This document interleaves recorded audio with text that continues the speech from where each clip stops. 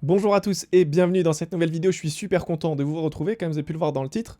On se retrouve aujourd'hui pour parler des structures de marché, donc il faut savoir que c'est vraiment la base du trading, donc si vous avez du mal à identifier les structures de marché, c'est une vidéo qui pourra grandement vous aider, que vous soyez débutant ou avancé. Sincèrement, je vous recommande cette vidéo, n'hésitez pas également à prendre des notes, je vais essayer de vous partager un maximum de valeur.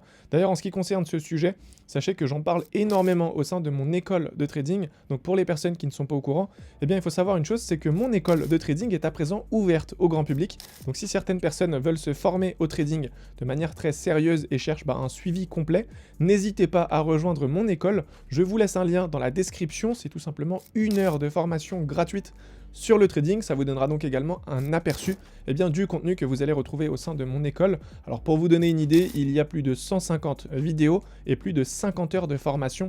Donc c'est vraiment quelque chose de complet qui pourra grandement vous aider. Donc ce qu'on va faire, c'est qu'on va tout de suite passer sur TradingView et on va commencer la petite vidéo sur les structures. Donc premièrement, je vais revenir sur les bases et par la suite, on va essayer donc de rentrer dans les détails. Donc ici, déjà, on va voir qu'il y a donc voilà, une tendance haussière. Je pense que jusqu'ici, c'est pas bien compliqué. Tendance haussière, on a des plus hauts de plus en plus hauts, des plus bas de plus en plus hauts. Ensuite, on a la tendance baissière, donc je vais essayer de passer rapidement quand même ici parce que tout le monde doit sûrement maîtriser ce concept. Tac. Et du coup, tendance baissière, on a des plus hauts de plus en plus bas et des plus bas de plus en plus bas. Maintenant, ce qu'il faut comprendre, c'est que, qu'on soit dans une tendance haussière ou dans une tendance baissière, on va retrouver deux mouvements. Donc on aura un premier mouvement qu'on va appeler la continuation, donc c'est ce mouvement-là, et ensuite on va appeler un deuxième mouvement le retracement. Donc ici, dans une tendance haussière, on va voir que le mouvement de continuation, c'est un mouvement haussier, et le mouvement de retracement, c'est un mouvement baissier.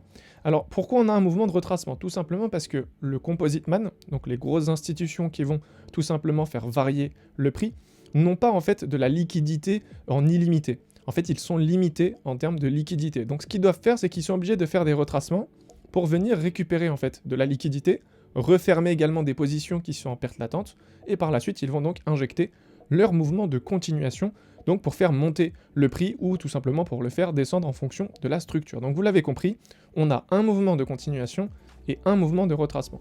Pour la tendance baissière par contre, ce sera l'inverse. Le mouvement de continuation sera donc tout simplement baissier, comme ça, et le mouvement de retracement sera haussier. Pour nous, en tant que trader, le plus intéressant à trader, c'est le mouvement de continuation. Pourquoi? Tout simplement parce que le mouvement de continuation, c'est un grand mouvement assez impulsif en général, qui pourra nous donner de grosses opportunités. Donc ça veut dire que le RR, le ratio risk to reward, sera bien plus élevé quand on sera donc dans un mouvement de continuation.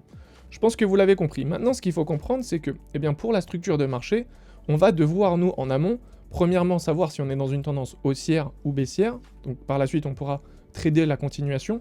Mais pour savoir si on est haussier ou baissier, il faut faire attention quand même à pas mal de choses. Donc ici, c'est assez simple à identifier puisque les highs sont à chaque fois cassés et les lows sont à chaque fois de plus en plus hauts. Maintenant, on va essayer de voir un cas qui est un peu plus complexe et on va essayer d'identifier ensemble si on est haussier, si on est baissier et comment faire cette analyse sur les graphiques. Donc, pour ce faire, je vais refaire ici un petit scénario. Tac, super. Donc maintenant, voilà. Hop, souvent sur les marchés, ça se passe de cette manière-là. Paf, tac, tac, tac. Ok, nickel. Donc voilà. Maintenant, on a du coup un autre scénario. Celui-là, je vais le supprimer. On va passer là sur un niveau au-dessus. Et on va essayer d'identifier ensemble donc si on est haussier ou si on est baissier. La première chose que je vous invite à faire, surtout si vous commencez, c'est de tout simplement mettre des petites pastilles sur les lows et des petites pastilles sur les highs. Comme ça va vous aider. Donc le high, c'est le point le plus haut, et le low, c'est le point le plus bas. Donc on va commencer, je vais mettre une pastille ici, tac. Donc je vais mettre ça en blanc, liquidation, nickel. Et je vais mettre du coup une pastille pour le high d'une autre couleur. On va mettre ça par exemple en rouge, ok? Donc la pastille en rouge, c'est le high, la pastille en blanc, du coup c'est tout simplement le low. Donc ici on peut voir que on a un retracement, ensuite il va venir casser le high, donc pour l'instant on est haussier. Donc on aura un nouveau high à ce niveau-là, et le low sera donc juste en bas, ici. Alors pourquoi? Alors c'est très simple, je vais vous expliquer ça. Donc ça c'est vraiment quelque chose qu'il faut comprendre. Donc je vais zoomer un petit peu pour qu'on puisse bien comprendre. Nickel. Donc là on est sur un mouvement de continuation. On a le retracement et là on repasse sur un mouvement de continuation. Donc une fois que le high à ce niveau-là en fait a été cassé, on aura un cos, continuation donc de la tendance, et donc on aura un nouveau high ici. Et le high à ce niveau-là en fait on va juste regarder à partir de quel moment il a commencé donc à injecter. Donc le Composite Man, à partir de quel niveau il a commencé à injecter. Eh bien on peut voir que c'est à partir de ce niveau précis que le marché s'est retourné. Vous voyez, à partir de ce niveau précis, le marché s'est retourné, nous a donné un mouvement haussier. Donc on va tout simplement définir en fait ce mouvement ici de transition comme étant le nouveau low. Donc vous l'avez compris, ici c'est un low, ici c'est un high. À partir de maintenant, ce qu'on va faire, c'est qu'on va par exemple tirer un trait. Et dans la mesure où ce high n'a pas été cassé, on sera donc toujours dans une création de liquidité. Moi, c'est ce que j'appelle donc une création de liquidité. Certains l'appellent donc le complexe pullback.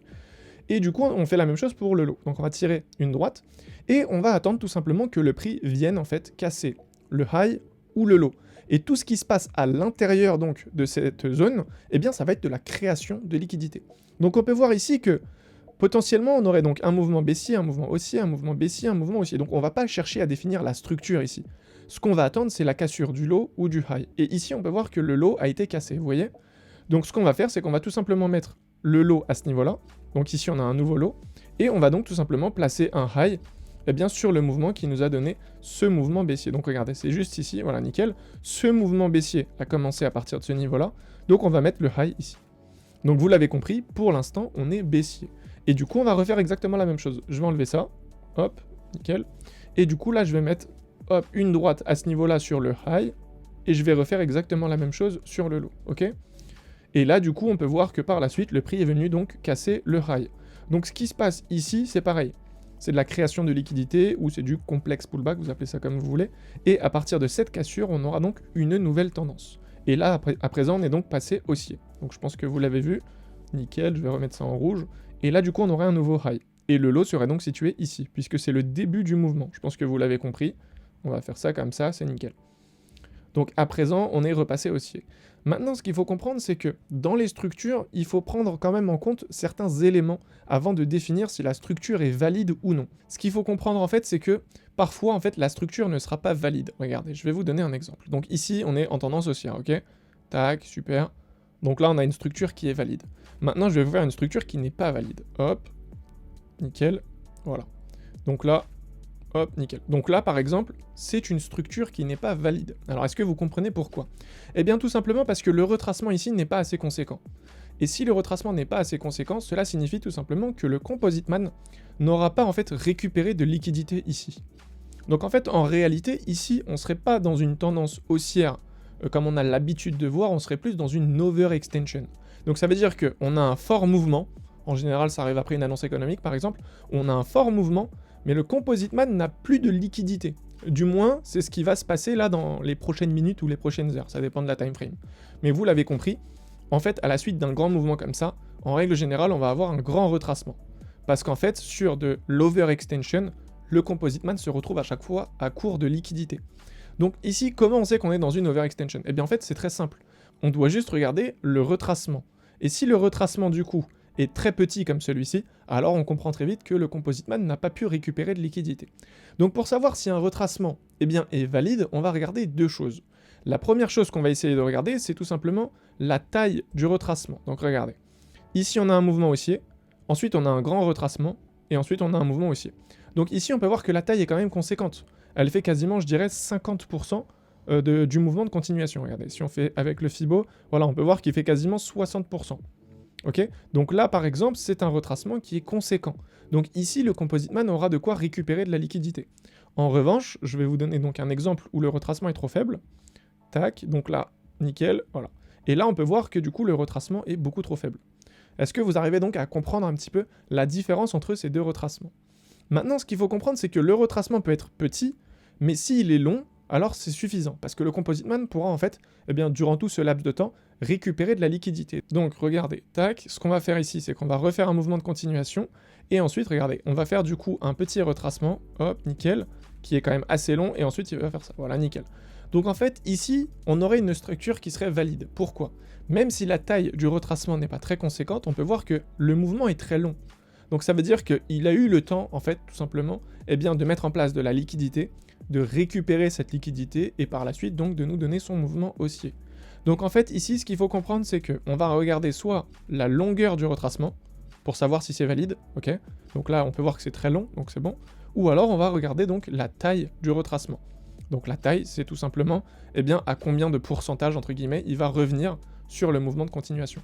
Donc si on est aux alentours de 50%, c'est bon, la taille est suffisante. En revanche, si on est à moins de, on va dire 40%, voire même 30%, alors le retracement est bien trop faible. Donc on ne va pas compter cette structure comme valide.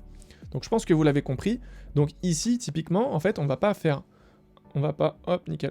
par exemple un low ici, un high ici, hop, et du coup, pareil, low, high. On va pas faire ça comme ça, hein, je pense que vous l'avez compris. Donc hop, nickel. Donc on va pas faire ça comme ça. Je pense que vous l'avez compris parce que la structure en fait n'est pas valide. Et en fait, si on se trompe et qu'on fait ça comme ça, on va donc potentiellement prendre un trade alors qu'on n'aurait pas dû le prendre. Parce que ici, la structure n'est pas valide. Donc on va enlever en fait, eh bien, ce low, on va enlever ce high, et on va garder uniquement une seule structure. On aura juste un low et un high. Parce qu'en fait, la structure ici n'est pas bonne.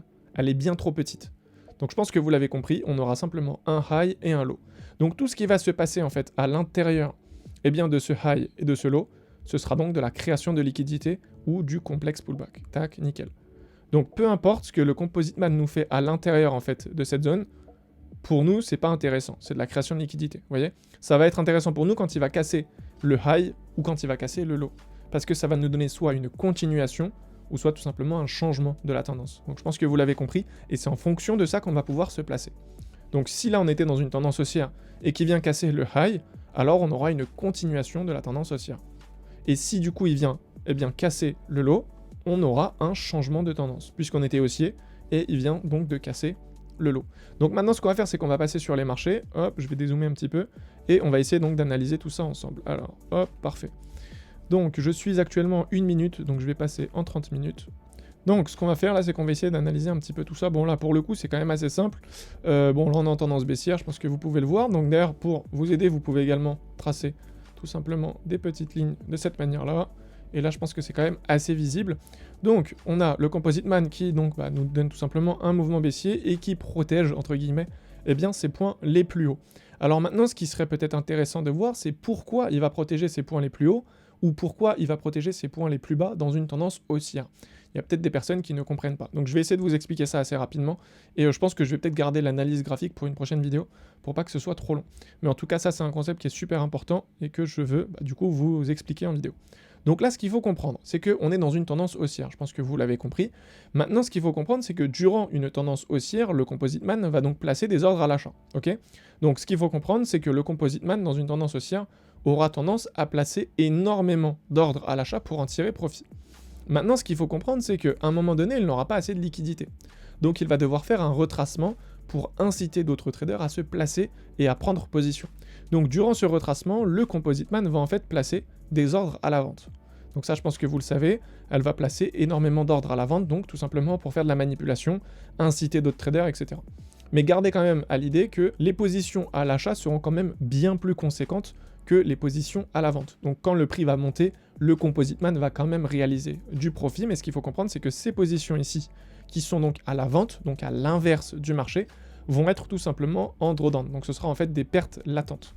Donc vous l'avez compris, si le Composite Man vend à ce niveau-là, et que le prix est monté donc à ce niveau-là ici, alors on est d'accord pour dire que actuellement ces positions sont perdantes. Donc qu'est-ce qu'il va faire? Eh bien il va tout simplement revenir hop en dessous de cette zone pour refermer ses positions, et par la suite il pourra donc nous redonner un mouvement de continuation pour continuer la tendance haussière, vous l'avez compris. Donc c'est juste pour ça qu'il va devoir faire un retracement, car grâce à ça il va pouvoir refermer ses anciennes positions qui étaient perdantes, récupérer de la liquidité, et par la suite il va donc nous donner un grand mouvement donc de continuation pour faire monter le prix et continuer à générer du profit, puisque comme j'ai pu vous l'expliquer, une majorité de ces positions sont placées à l'achat, donc c'est de cette manière-là qu'il va pouvoir réaliser du profit. Et c'est exactement le même principe donc quand on est dans une tendance baissière. Donc si je fais inverser, ici on peut voir qu'il va placer énormément de positions à la vente, lors du retracement il va placer quelques positions à l'achat, et ensuite donc on aura mouvement de continuation, et là il va faire un retracement pour venir clôturer donc les positions qui sont donc à l'inverse du marché. Une fois qu'il les aura clôturées, il pourra redonner un mouvement de continuation et continuer donc la chute du marché. Alors je pense que vous l'avez compris, on a pu voir quand même quelques concepts assez intéressants, N'hésitez pas à me poser des questions dans l'espace commentaire si vous en avez, et dites-moi surtout si ça vous intéresse, peut-être qu'on revienne bien sur le marché, et qu'on essaye d'analyser ensemble bien, les structures. En tout cas, voilà, c'est quelque chose que je peux mettre en place. Bon, je viens de terminer le montage et je me suis aperçu que la vidéo ne faisait que 15 minutes, donc je me suis dit que je peux mettre un petit passage assez rapide sur les marchés pour qu'on puisse voir ensemble un cas concret. Donc ici, on va tout simplement identifier un premier point, donc celui-là, ça va être le high. Donc je vais faire hop, hop, nickel. Donc on va partir du principe que le low était ici. Le high, je le mets en rouge. Nickel, donc on a un high, un low. On peut voir ici qu'on a la cassure donc du low, donc on a un nouveau low. Ce mouvement baissier a lieu donc à partir de ici, donc on peut laisser le high ici. Donc comme j'ai pu vous le montrer, on peut placer une droite, tac. Donc ça c'est le high, ça c'est le low. Tout ce qui se passe à l'intérieur c'est du complexe. Donc ici on a un nouveau low, vous voyez, juste ici.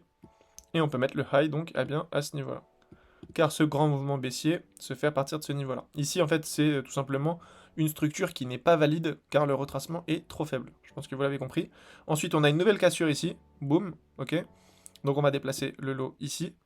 Et à partir de là, le retracement ici est conséquent, ok. Donc je pense que c'est suffisant. On va juste voir avec le Fibo. Tac, ok, on serait plus ou moins à 50%, donc c'est bon. Hop, pardon, nickel. Et du coup, ça, on peut l'enlever et placer le high à ce niveau-là, ok. Parfait. Et ensuite, on peut voir donc que le high a été cassé. On a donc un nouveau high à ce niveau-là. Le low, il peut rester ici, car la structure donc haussière a commencé à ce niveau-là. Et ensuite, on a donc une cassure du low.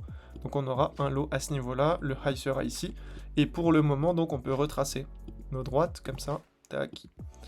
Et du coup, tout ce qui se passe entre ces deux points, c'est du complexe pullback. Si ça casse, on a donc tout simplement changement de tendance. Et du coup, s'il continue à casser le lot, on aura donc un marché baissier. Et on continuera donc la tendance baissière. Je pense que vous l'avez compris. Je pense que j'ai pu faire le tour de la vidéo. Si certaines personnes veulent peut-être passer à l'étape supérieure et commencer à générer du profit sur les marchés, n'hésitez pas tout simplement à rejoindre mon école de trading. Sachez que là, je vous ai partagé peut-être 1% de mon savoir. Donc dans l'école de trading, vous allez retrouver une centaine de vidéos du même style. Donc si c'est quelque chose qui vous intéresse, je vous invite à cliquer sur le premier lien en bas de cette vidéo. Et quant à moi, je vous dis à très vite dans une nouvelle vidéo. Prenez soin de vous. Ciao!